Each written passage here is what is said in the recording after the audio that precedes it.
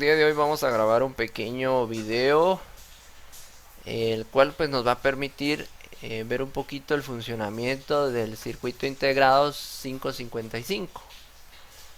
Como ustedes saben, pues un circuito integrado como tal, pues también lo podemos o lo hemos escuchado mencionar con el nombre de chip o microchip en su momento, y no es más que un circuito electrónico complejo en este caso, que tiene una forma de pastilla pequeña, que está formado por un material semiconductor.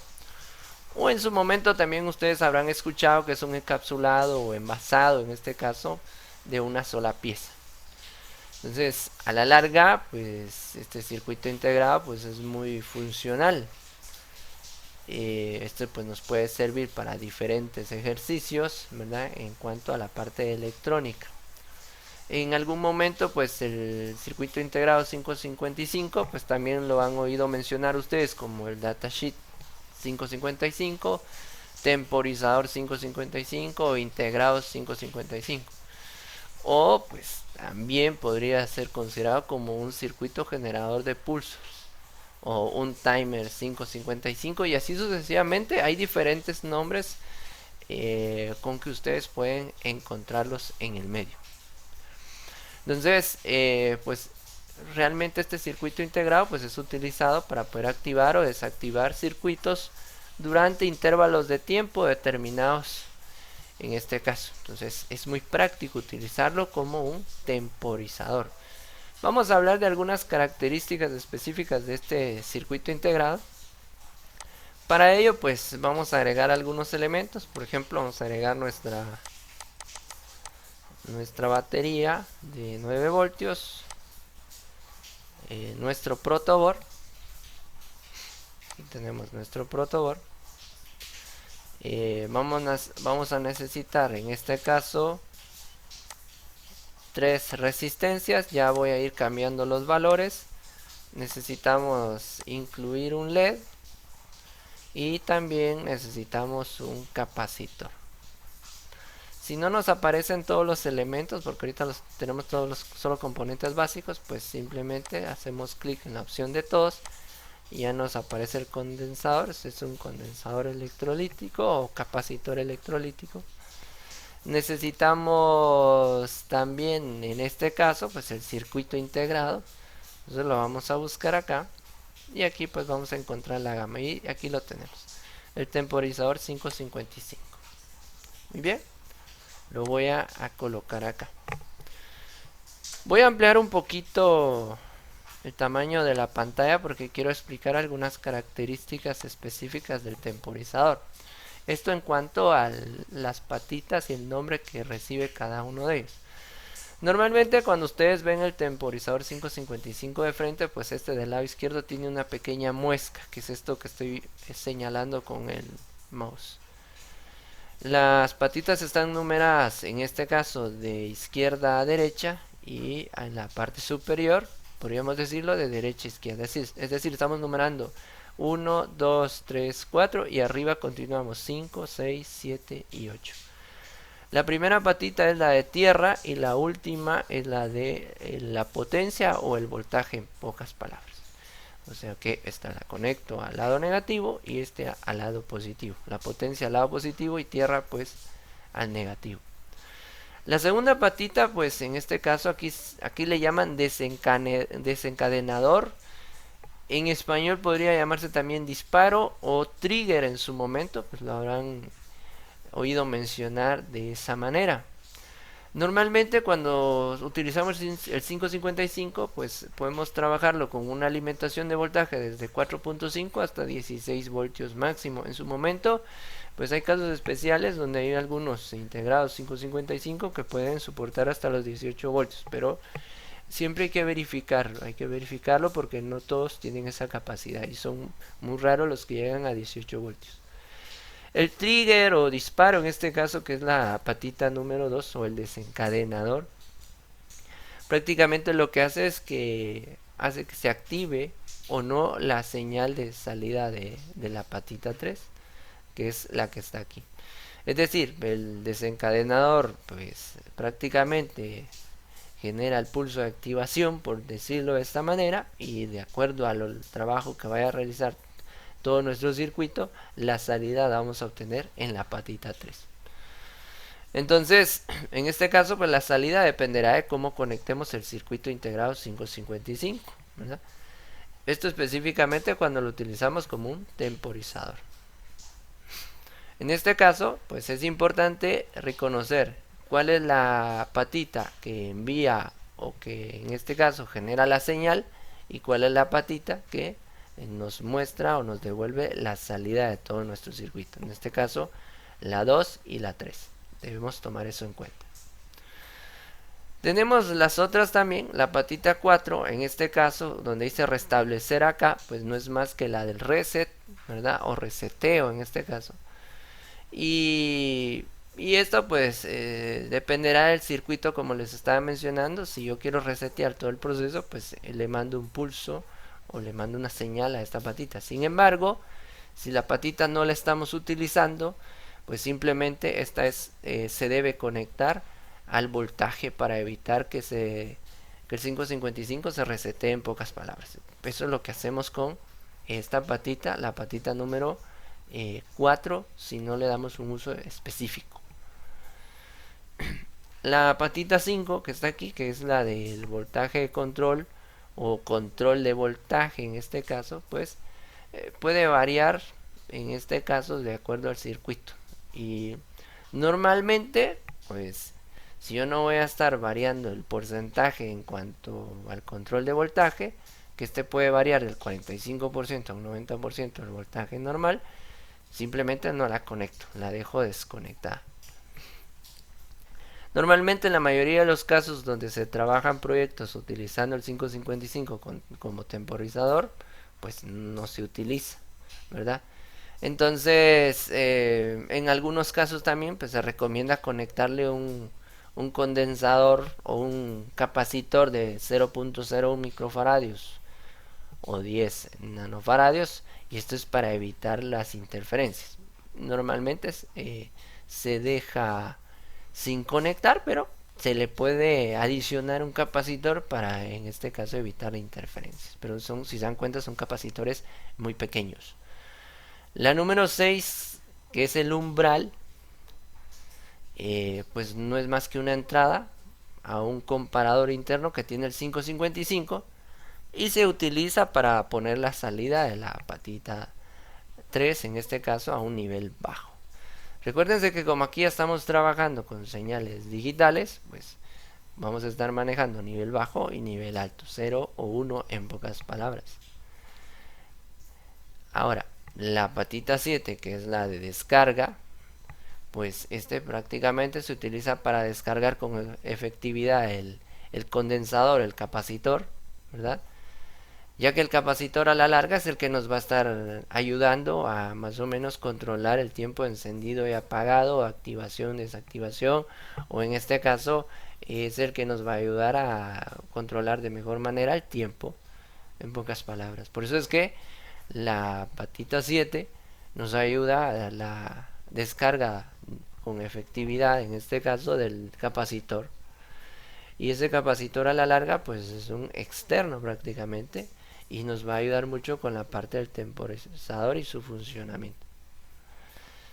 Nosotros podemos ir variando el tamaño o la capacidad del capacitor, y eso va a hacer que, por ejemplo, al LED que acabo de colocar cuando ya terminamos el circuito integrado, o el ejemplo en este caso del uso del 555, entre mayor capacidad tenga el capacitor, más lento va a ser el proceso de apagado y encendido por la capacidad que tiene el capacitor. Entre más pequeño sea, más rápido va a ser el encendido y apagado del LED. Entonces ahora, ahí ya tenemos el funcionamiento de las 8 patitas como tal de nuestro circuito integrado 555.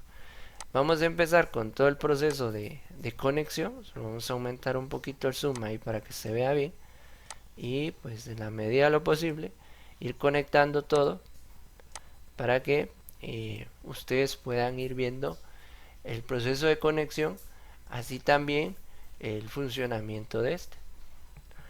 Entonces vamos a empezar. Por ejemplo, ya sabemos que esta patita va a tierra. Entonces, número 1, yo tengo mi negativo acá y tengo mi positivo. Entonces voy a cambiar en este caso el positivo y voy a cambiar este color a negativo, negro y rojo. Entonces el 555 como tal, pues lo debo conectar prácticamente a negativo. Entonces la patita número 1 va a negativo. Ahora, ya sabemos que la potencia también, en este caso, pues tendría que ir a positivo, pero esa la voy a conectar después porque debo conectar diferentes resistencias también que me van a servir para poder generar mi temporizador. En este caso el temporizador va a estar en función de nuestro LED. Entonces vamos a generar, en pocas palabras, una luz intermitente en función del 555. ¿Qué debo hacer en pocas palabras acá? Pues debo venir y conectar ahora mi condensador. Bueno, lo que tenemos que hacer ahora es venir y número 1 vamos a cambiar en este caso la capacidad de capacitancia, específicamente el capacitor, ¿verdad? Y pues hacemos clic sobre él y simplemente acá donde dice capacitancia le voy a colocar 15 microfaradios y el voltaje puede estar entre 16 12 voltios, ahí no hay problema. Si se dan cuenta, aquí me dice que este es el lado negativo, aquí es donde se ve la franjita. Normalmente los capacitores electrolíticos tienen una franjita que nos muestra el lado negativo, por lo tanto el otro es el lado positivo. Como este tiene que ir conectado a negativo, pues lo que voy a hacer simplemente es venir y pues conectar de aquí del lado negativo a la misma línea, en este caso de tierra, de la patita del circuito integrado 555, y la patita en este caso positiva la voy a conectar a lo que es la patita 2. Voy a colocar en este caso un color rojo indicando que es el polo positivo y este está conectado prácticamente a la patita del trigger o el desencadenador o el disparador en este caso. Ahí lo voy a conectar. ¿Por qué? Porque recuérdense que el disparador prácticamente va a ser el que permite enviar la señal para que en este caso inicie el proceso de carga del capacitor y la salida pues nos va a devolver ya sea el proceso de descarga. Ahora, ¿qué voy a hacer ahora? Necesito venir y en este caso es a hacer un puente del desencadenador en este caso hacia lo que es nuestra patita número 6 que es el umbral, ¿verdad? Entonces, si ustedes en este caso se recuerdan específicamente, la patita 6 del umbral pues no es más que una entrada a un comparador, en este caso que tiene el 555 y se utiliza para prácticamente poner la salida de la patita 3 en nivel bajo. Eso es lo que vamos a hacer en este momento. Entonces acá pues voy a venir yo, voy a hacer un puente de la patita 2 a la patita 6. Lo voy a poner con un color naranja para identificar que hice un puente. Muy bien, allá tenemos nuestro puente. Resulta que de la patita 6 ahí voy a empezar a trabajar con nuestra primer resistencia. Y esa resistencia tiene que ir conectada, en este caso, a la patita 6.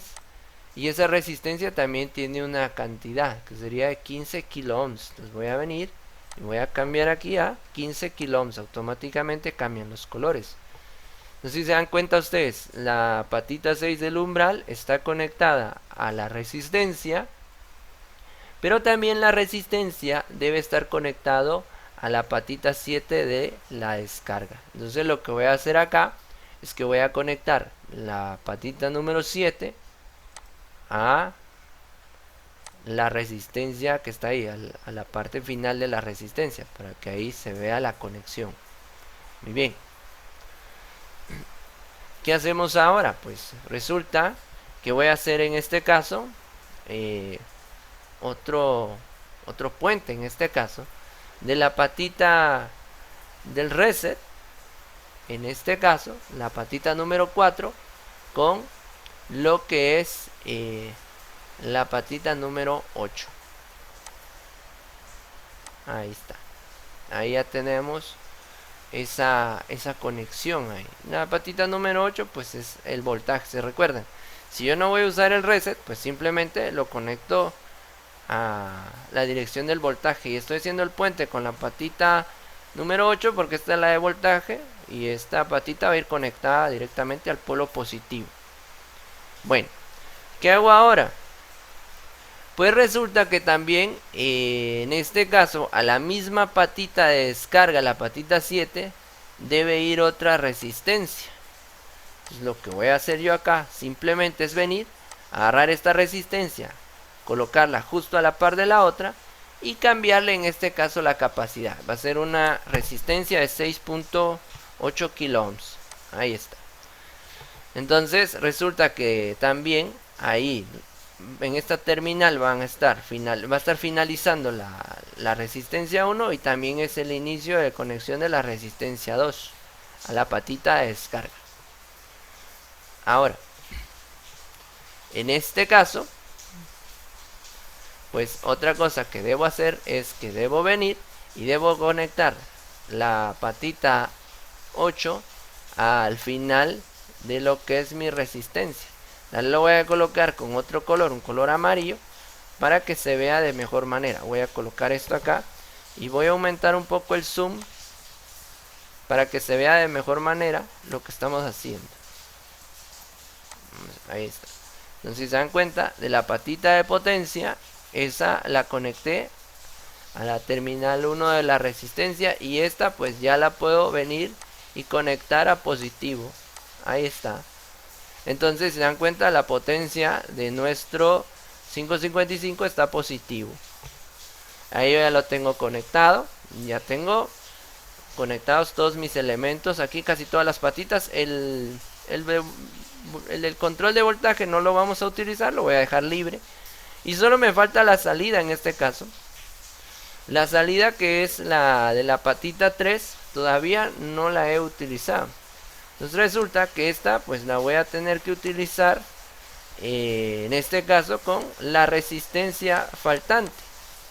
Esta resistencia, como va directamente conectada al LED, lo vamos a dejar de 220 ohms. Entonces acá tengo yo mi LED y tengo acá el ánodo y el cátodo. El ánodo en este caso, por ser positivo, pues lo conecto hacia el lado positivo. Lo voy a correr un poco para que se vea que puse una línea conectada hacia positivo. Y el cátodo, que es el negativo, pues lo voy a conectar en este caso en dirección de lo que es solo voy a arreglar esto, lo que es la salida de mi resistencia. Vamos a colocarle un color negro para diferenciarla y ahí estamos. Entonces prácticamente ya tenemos todo conectado. ¿Qué elementos necesitamos para este ejercicio de luz intermitente a través de un 555? Pues el mismo 555, tres resistencias, una resistencia de 15K, una resistencia de 6.8K, una tercera resistencia de 220 ohms, un LED y también un capacitor de 15 microfaradios. Aunque el capacitor pues lo vamos a ir variando conforme lo vayamos simulando. ¿Qué va a pasar ahora? Pues la idea como tal es que cuando se inicie la simulación va a venir el disparador, va a activar la señal para que se empiece a cargar el condensador. Y entonces, por eso es que el condensador ayuda mucho con el tiempo en este caso, de encendido y apagado LED. Y eso es debido al tiempo de carga y descarga que este tiene. Entonces al final, de acuerdo a cuando se carga y descarga el capacitor, pues la salida pues nos va a devolver un valor para encendido y apagado. Entonces ya sea alto o bajo, y esto también depende de lo que es el umbral como tal. Vamos a probar a ver si no nos falta alguna conexión. Y vamos a ver el proceso de simulación. Entonces, si se dan cuenta ustedes, ahí está. Enciende y apaga, enciende y apaga. Entonces, como el capacitor es de 15 microfaradios, pues es una capacidad bastante baja. Pues sí, que pasa si lo cambiamos. Imagínense que le coloque qué sé yo, 30 microfaradios, tendría que ser un proceso más lento, si ustedes se dan cuenta. Entonces, entre mayor capacidad o mayor capacitancia tenga nuestro condensador o capacitor, pues más lento va a ser el proceso de encendido y apagado, y esto es por el tiempo de carga y descarga que tiene el mismo capacitor como tal. Muy bien, aquí terminamos con este pequeño ejemplo de una luz intermitente a través de un 555. Espero que les sea de utilidad y pues puedan aplicarlo a futuros proyectos. Gracias por su atención, pasen feliz tarde.